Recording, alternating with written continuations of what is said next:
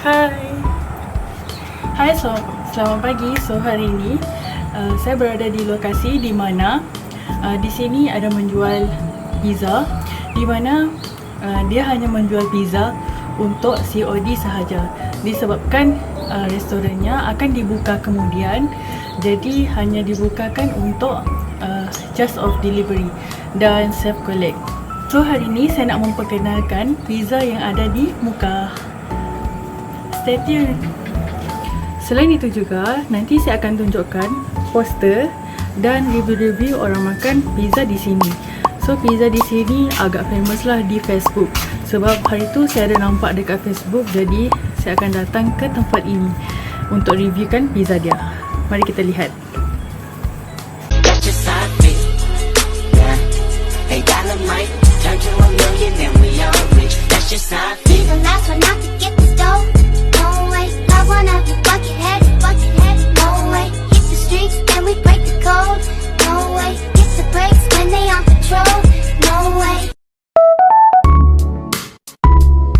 Assalamualaikum. Hari ini saya akan tunjukkan cara membuat pizza.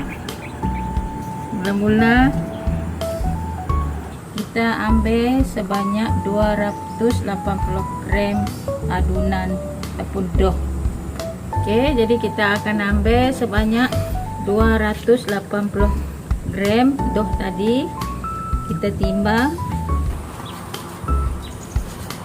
Puan, boleh saya tahu macam mana cara nak buat dough ni? Oh, sebenarnya dough ni simple saja. Yang pertama sekali ialah tepung gandum. Tepung gandum yang digunakan ialah tepung high protein.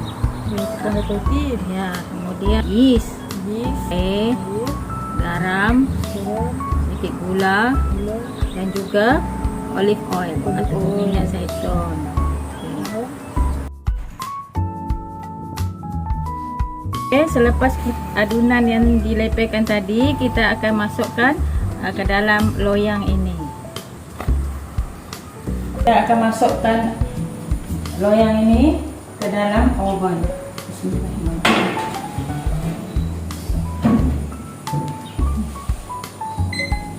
Selesai 5 minit, kita akan keluarkan adunan kita daripada oven.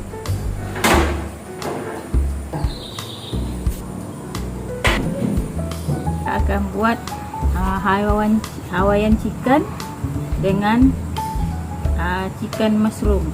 Okey, jadi kita akan buat topping dulu untuk hari ini. Spicy chicken satu. Kita buat topping dulu.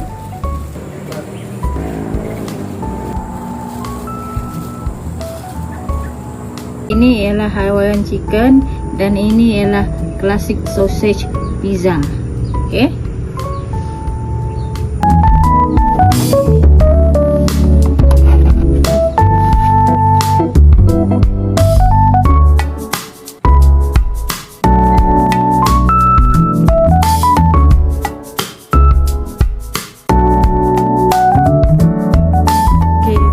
Itu saja daripada saya.